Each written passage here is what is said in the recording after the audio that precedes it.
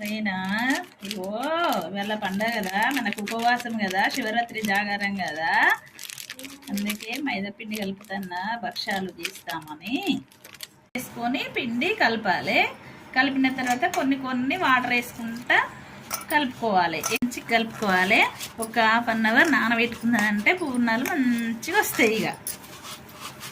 వస్తాయి ఎప్పుడు కానీ భక్ష్యాల పిండి మంచిగా కొద్దిసేపు ఒక ½ అవర్ నానిందంటే మంచిగా వస్తాయి. కొంచెం నెయ్యి వేసుకుని, కొంచెం నూనె వేసుకుని నెయ్యితో చేసుకుంటే భక్ష్యాలు మంచి టేస్ట్గా ఉంటాయి, మంచిగా ఉంటాయి. కుక్కర్లో వేసి ఉడకబెట్టిన మంచిగా పప్పు ఉడికిన తర్వాత మళ్ళీ బెల్లం వేసి మంచిగా ఆనకం పట్టిన.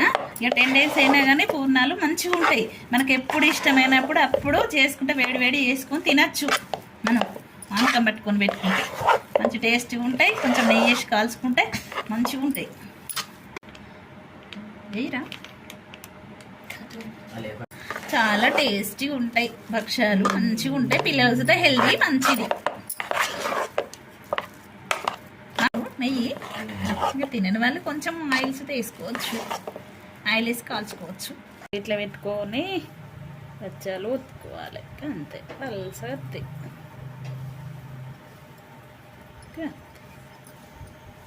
ఒత్తి చేసి పేపర్లే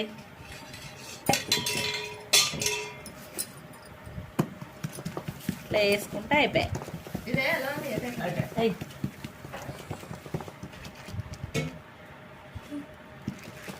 వేసుకుంటే సన్నగా వస్తాయి, మంచిగా వస్తాయి. ఇట్లా అనుకోవాలి, పేపర్ వేసి ఇట్లా అంటే సన్నగా పూరి లెక్క వస్తాయి.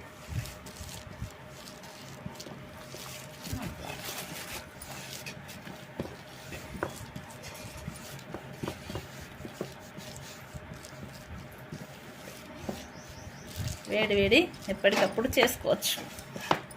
ఎప్పుడు తినాలనుకుంటే అప్పుడు వేడి వేడి చేసుకొని తింటే అయిపోతుంది.